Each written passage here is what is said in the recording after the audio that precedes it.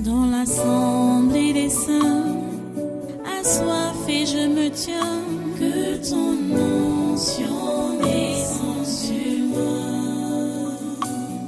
Conscient que mon destin est dans le creux de ta main, que ton onction descende sur moi. Je suis disposé, assoiffé, que ton onction descende sur moi. Je suis disposé, assoiffé,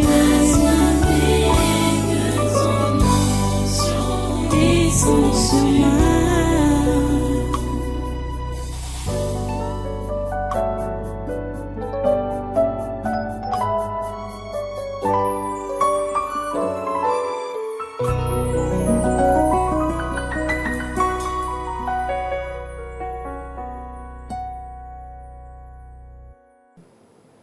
Alléluia. Voilà, prends ta Bible, tu ouvres encore avec moi dans Michée, au chapitre 7, toujours. Michée, chapitre 7. Je crois que tu connais déjà le passage. Tu es là. Nous lisons aujourd'hui, à partir du verset 1 toujours. En fait, c'est toute la lecture qu'on a fait hier là, jusqu'au verset 7. Mais nous n'allons pas lire tout ça maintenant. Il est dit, malheur à moi, car je suis comme à la récolte des fruits, comme au grappillage après la vendange. Il n'y a point de grappe à manger, point de ces primeurs que mon âme désire. L'homme de bien a disparu du pays, et il n'y a plus de juste parmi les hommes. Ils sont tous en embuscade pour verser le sang. Chacun tend un piège à son frère.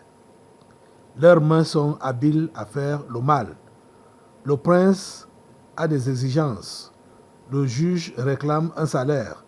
Le grand manifeste son avidité. Et ils font ainsi cause commune. Le meilleur d'entre eux est comme une ronce, le plus droit pire qu'un buisson d'épines. Le jour annoncé par tes prophètes, ton châtiment approche. C'est alors qu'ils seront dans la confusion. Verset 5. Ne crois pas à un ami, ne te fie pas à un intime. Devant celle qui repose sur ton sein, garde les portes de ta bouche. Car le fils outrage le père, la fille se soulève contre sa mère, la belle-fille contre sa belle-mère. Chacun a pour ennemi les gens de sa maison. Pour moi, je regarderai vers l'Éternel, je mettrai mon espérance dans le Dieu de mon salut. Mon Dieu m'exaucera. Amen. C'est jusqu'au verset 7. J'ai fini par tout lire parce qu'il ne faut pas vous laisser en chemin. Ok. Nous prions le Seigneur. Dieu Tout-Puissant, nous te remercions pour ta parole de ce jour. Et nous te prions que tu puisses nous donner des oreilles, des disciples pour pouvoir bien suivre ce que tu nous enseignes et nous donner la grâce de pouvoir traduire cela dans la pratique. Oh Dieu, aide-nous. Visite-nous, visite ton peuple. Au nom puissant de Jésus, nous sommes à ta disposition. Merci Seigneur. Au nom de Jésus, nous avons prié. Amen, amen. Voilà, prends place dans cette présence et une fois de plus, soyez les bienvenus à ce congrès de surnaturel de ce 4 janvier 2025. Dieu a eu le temps de parler, d'avertir son peuple des milliers d'années auparavant. Nous, aujourd'hui, ça fait des milliers d'années. Parce que depuis la Genèse jusqu'à l'Apocalypse, donc les écrits de ce livre qu'on appelle la Bible, c'est comme ça que Dieu a commencé à parler. C'est à toi et à moi que Dieu a commencé à parler quand il parlait à Moïse, quand il a parlé aux prophètes, quand il a parlé par Jésus, quand Jésus est venu sur la terre. C'est à toi et à moi que Dieu parlait. Et ce passage qu'on lit depuis hier est une prophétie qui concernait ce temps-ci, depuis le temps, la période où Jésus est venu physiquement sur la terre, jusqu'à présent. Cette prophétie était pour ce temps-ci. C'est-à-dire quand je vois ce que Dieu fait, les prophéties comme celle-ci par exemple, ça me fait juste louer et magnifier la grandeur de Dieu. Ce prophète, quand il disait même ça, je ne sais pas si... Bon, la Bible nous dit même clairement qu'il ne comprenait pas ce qu'il disait. Beaucoup ne comprennent pas ce qu'il disait. Parce que c'est réellement... c'est impensable, inimaginable. Mais c'est pour nous aujourd'hui qu'il a parlé. C'est pour nous que Dieu l'a utilisé. Et vous vous rappelez que Jésus a repris cette prophétie de son vivant pour avertir les disciples, pour nous avertir que ça a été dit. Que l'homme aura pour ennemi les gens de sa maison.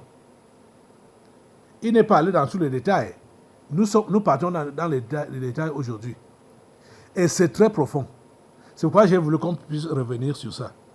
Parce que quelqu'un va dire, quand on va te dire, ne crois pas à un ami, ne te fie pas à un intime, devant celle qui repose sur ton sein, garde les portes de ta bouche, car le fils outrage le père, la fille se soulève contre la mère.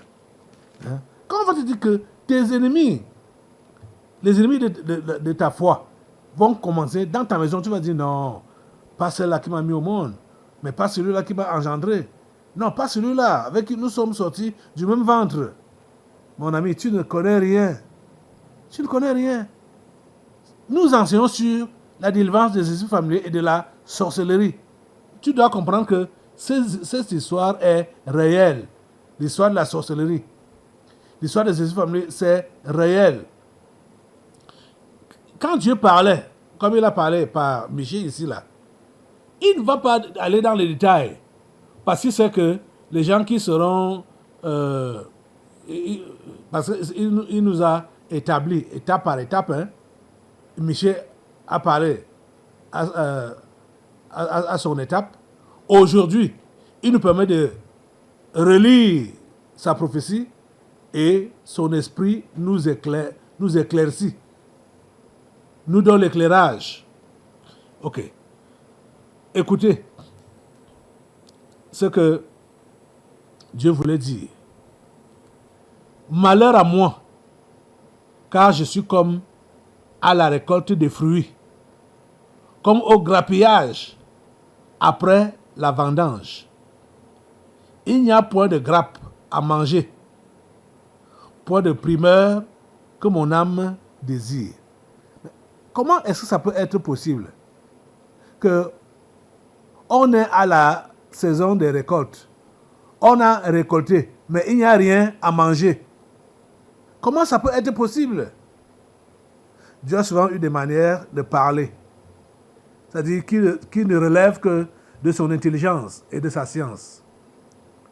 Que on va ici au Cameroun, on connaît la culture des arachides, le maïs ou les ignames.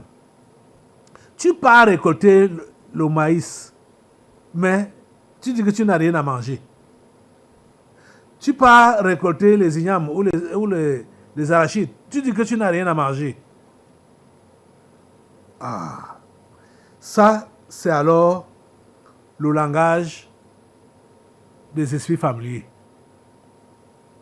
Rappelez-vous du spot qui passe souvent quand on annonce le programme que nous avons. Rappelez-vous de ce que ça dit. Non, c'est ma fille. C'est ma fille. C'est ta fille, hein? Oui. Tu as fait quoi en elle? Qu'est-ce que tu lui as fait? Tu veux la sortir de cette chute? Tu veux la sortir de là? Filme, Merde de là. Zoom ça bien. Non, me demande plus rien. Me demande plus rien. Tu es qui? Vas-y, zoome Tu es ça qui? bien. C'est quoi? Le nez là, C'est le nez là. quoi? Avec la bouche. Hein?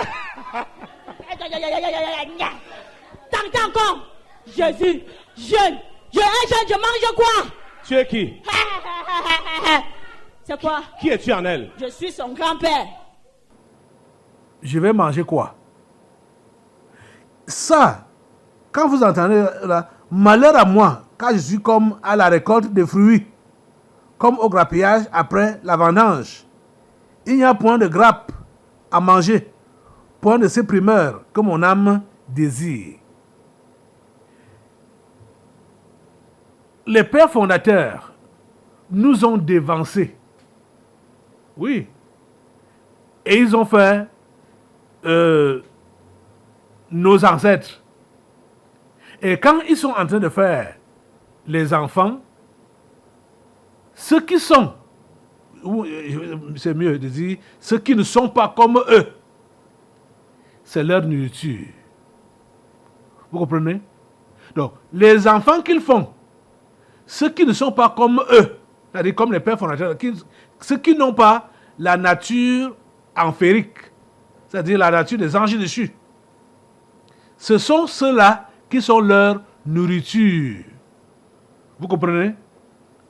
Et quand ils se rendent donc compte que l'un de ceux-là a donné sa vie à Jésus et veut les quitter, ils voient qu'ils n'ont plus rien à manger. Ils n'ont rien à profiter. Vous avez de comprendre? Oh mon Dieu. Et écoutez donc, au verset 2, il dit, l'homme de bien a disparu du pays. Il n'y a plus de juste parmi les hommes. Vous comprenez? L'homme de bien a disparu du pays. Il n'y a plus de juste parmi les hommes. Il n'y a plus de juste parmi les hommes. Qu'est-ce qu'on trouve donc parmi les hommes? Les anges déchus. Comme il n'y a plus de juste, ce sont des anges déchus. Donc, c'est pourquoi je vais aller vite, je ne vais pas vous tirer vraiment là toute la journée. Quand il dit donc que il n'y a plus de juste parmi les hommes, c'est pourquoi, plus bas donc, au verset 5, il va dire que ne crois pas à un ami. Pourquoi? Parce que ce que tu rencontres là, ce que tu vois là, il n'y a aucun juste dedans. Il n'y a aucun humain dedans. Ceux même avec qui tu es, de qui tu es sorti, ou ceux avec qui tu es né, tu es sorti du même ventre, ils n'ont pas la même nature que toi. Ils ne sont pas comme toi. Ne te fie pas à leur apparence. Tu ne les connais pas en profondeur. C'est ça que ça veut dire ici. Tu ne les connais pas en profondeur. C'est pourquoi il te conseille de ne pas te fier à eux. Ne pense pas qu'ils sont tes amis. Ne pense pas que tu les connais. Tu comprends ça? L'homme de bien a disparu du pays. Il n'y a plus de juste parmi les hommes. Ils sont tous en embuscade pour verser le sang. Chacun tend un piège à son frère. Tu es en train de comprendre ça? C'est ça qui se passe. Oh mon Dieu. Jésus a dit, quand Jésus a répété ces choses, ces paroles, et jusque-là, c'est malheureux, parce que beaucoup parmi vous, vous ne lisez pas la Bible. Et quand vous la lisez même, vous la lisez juste en l'air comme ça, sans vraiment comprendre la profondeur. Tout nous a été dit dans la parole, tout nous a été enseigné dans la parole. Mais beaucoup parmi vous là, vous faites juste la paresse pour ne pas la lire et la comprendre. Parce que quand moi je vais enseigner comme je le fais maintenant là, beaucoup pensent que ce sont mes inventions. Or, c'est la parole de Dieu. Ou surtout, quand on va parler sur le fait de se méfier de ceux de sa maison là, si on n'a pas considéré les versets qui précèdent, c'est-à-dire le message qui a précédé, ce que je vous lis maintenant là, ce serait difficile aux gens de comprendre. Parce que la famille n'a pas commencé avec ton père ou ta mère. Ça n'a même pas commencé avec ton grand-père ou ta grand-mère direct là. Ce n'est pas avec eux que ça a commencé. Ta famille a commencé très loin. Les pères fondateurs.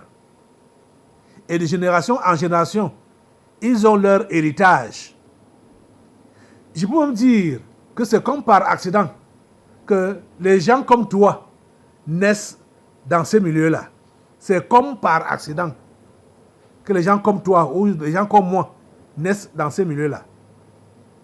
Parce que ces milieux, ça dit, c'est des milieux maléfiques. Le père fondateur, un ange dessus, et il sait qu'il ne fait que multiplier sa descendance sur la terre des hommes. Parce qu'ils savent très bien que la terre-ci est pour les humains. Ce n'est pas pour eux. Donc ils viennent la posséder pour gâter les plans de Dieu. Vous comprenez?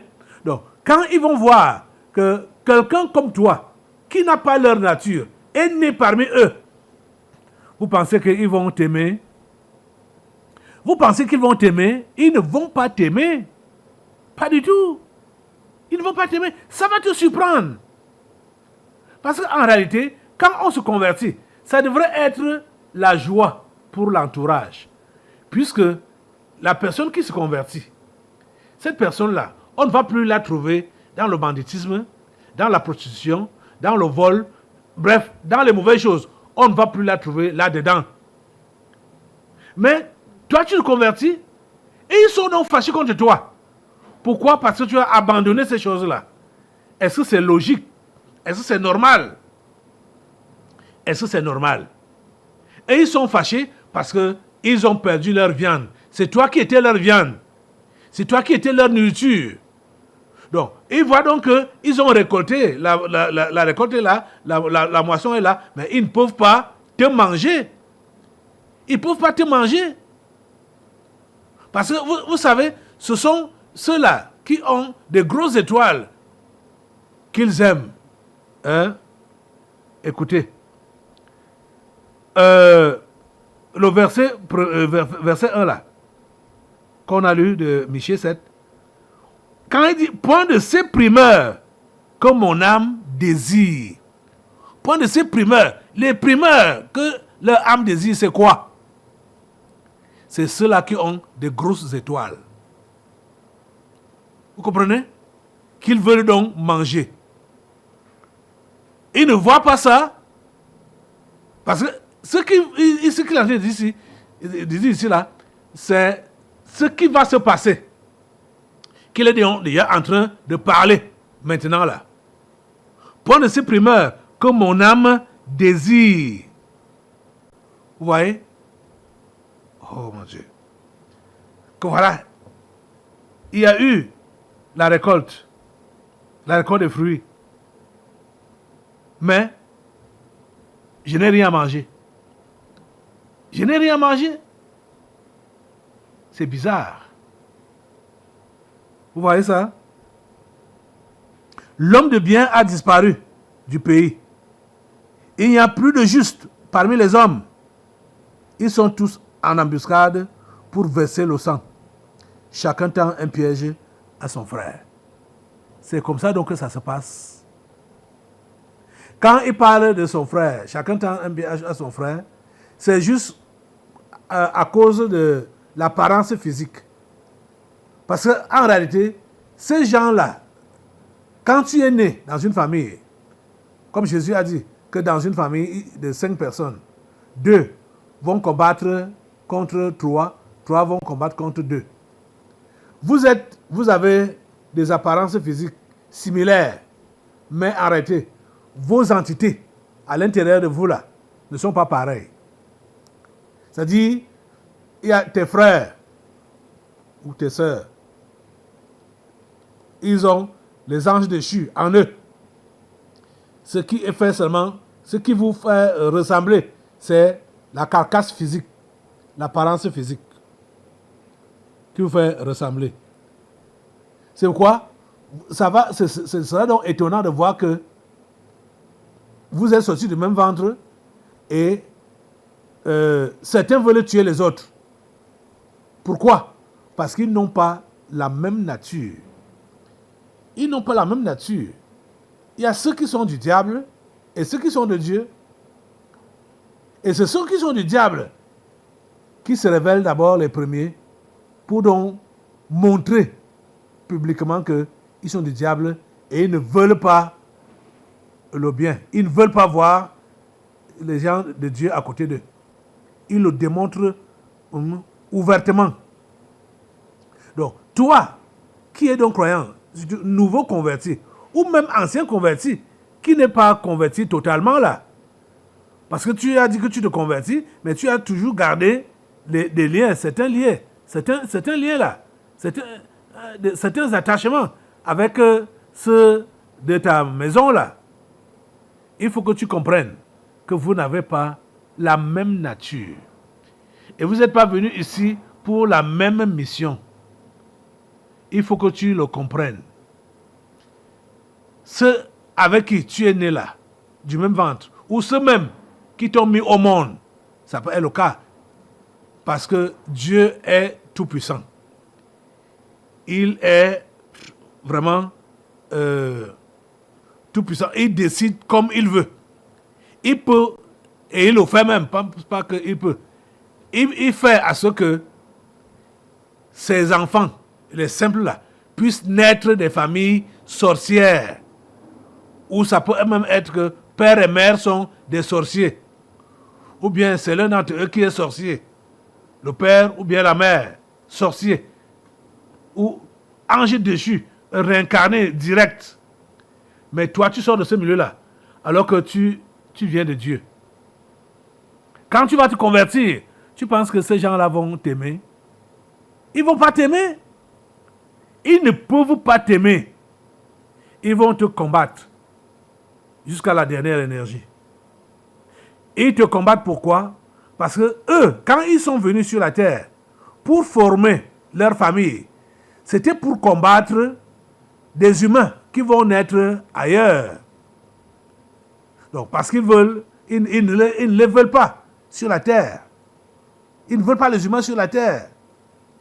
Donc, ils sont venus là pour combattre ces humains, mais ils se rendent compte que Dieu a fait sortir un humain parmi eux, de leurs reins ou de leurs entrailles. Il dit que ce n'est pas possible. Jusqu'à chez moi, ils vont t'appeler histoire. Une histoire pareille arrive jusqu'à chez moi, sort de chez moi, ça ne doit pas se voir, ça ne doit pas se faire.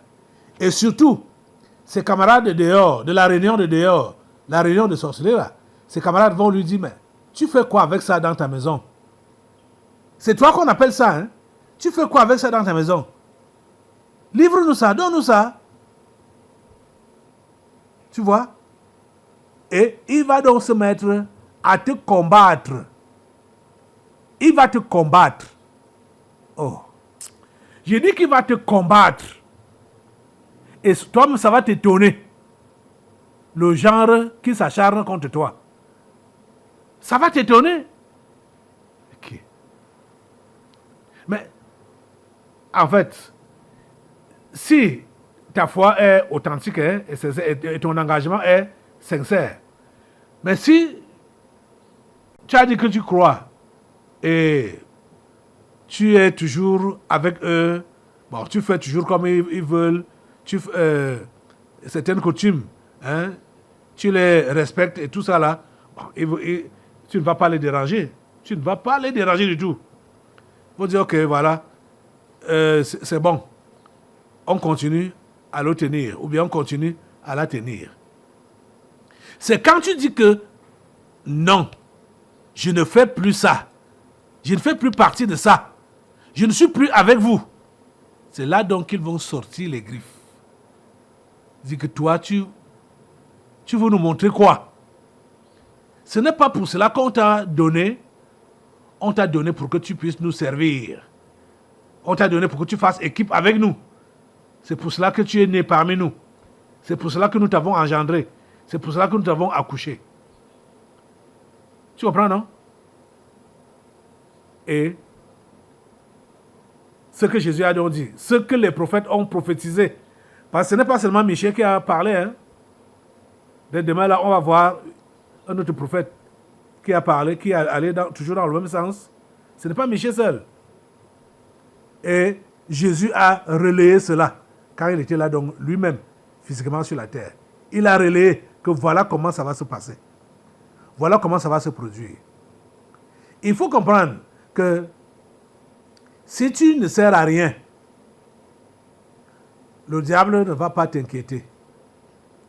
Donc, si tu es juste religieux ou un mauvais converti, le diable n'a aucun problème avec toi. Tu dis que tu es né de nouveau et te voilà toujours en train de mentir, toujours dans la fornication, toujours dans les alcools, toujours dans la fausseté, toujours, tu vois, tu te moques de qui? Tu n'es pas un problème pour le diable. Il aime même ton genre là. Il aime ton genre là. Mais dès que tu as dit que tu abandonnes cela, et surtout que tu te détaches de ceux qui ont fait équipe pour faire ce genre de choses-là, ils vont te haïr. Ils vont te persécuter. Ils vont chercher à te tuer. Ils vont chercher à t'éliminer. Mais il faut que tu comprennes une chose. Tu ne peux jamais partir avant ton temps. Il faut le comprendre. Que si tu es de Dieu, tu ne peux jamais partir avant ton temps. Et tu ne peux pas partir avant d'avoir accompli la mission que ton Dieu t'a confiée. Peut-être certains d'entre vous, vous ne connaissez pas encore même votre mission. Mais vous devez comprendre une chose. Ce n'est pas évident de pouvoir réaliser quelque chose étant seul, mais quand on est en groupe, c'est là que notre réalisation se voit dans le groupe. C'est un peu comme le travail des fourmis. Vous voyez, j'ai souvent vu les fourmis tirer des gros vers de terre. Tu sais, une seule fourmi, ne peut pas, elles sont souvent petites, hein, ne peut pas tirer un gros ver de terre de cette grosseur. À elle seule. C'est impossible. Même ça dit, va passer l'éternité à tirer, ça ne va même pas bouger. Mais quand ces fourmis-là vont s'agglutiner, même à deux, ce ne sera pas facile de tirer ça. Mais quand elles vont s'agglutiner sur le ver là, vous allez commencer à voir comment ça part. Ça devient comme si les fourmis là étaient même les roulettes sur lesquelles le ver est en train de rouler. Pourquoi? À cause des forces unies, des forces jointes, des forces mises ensemble. Donc, toi, en tant que chrétien, tu ne peux pas savoir si tu es dans le genre, tu as, par exemple, spirituellement, la taille d'une fourmi. Il faut seulement que vous puissiez vous mettre ensemble. Ceux qui sont de ta taille là, vous mettez ensemble. C'est là que vous allez accomplir de grandes choses. Mais seul, c'est impossible. C'est pourquoi tu ne dois pas négliger ta présence à l'église. Si tu es réellement né de nouveau, il faut que tu puisses joindre ta force à la force des autres. Et vous allez voir ce que vous allez réaliser ensemble. Je vous le redis que seul, vous ne pouvez pas voir vos réalisations en tant que chrétien. C'est impossible. Ce sera même un travail, vous allez vous épuiser pour rien. Si vous prétendez donc vouloir travailler seul, vous allez vous épuiser et vous n'allez pas arriver au résultat. Mais quand vous vous mettez ensemble, c'est là que chacun va apprécier ce qu'il a pu faire et ce qu'il ne pouvait pas faire sans le concours des autres. C'est pourquoi, dans 1 Corinthiens chapitre 12, la Bible nous fait comprendre que nous sommes les membres du corps de Christ. Nous sommes les membres du corps de Christ. Donc, et chacun joue un rôle dans ce corps-là. Chacun joue un rôle. Donc tu as un rôle à jouer. Et il faut seulement que tu le comprennes. Et que tu ne laisses pas te décourager. Tu comprends? Tu ne te laisses pas te décourager.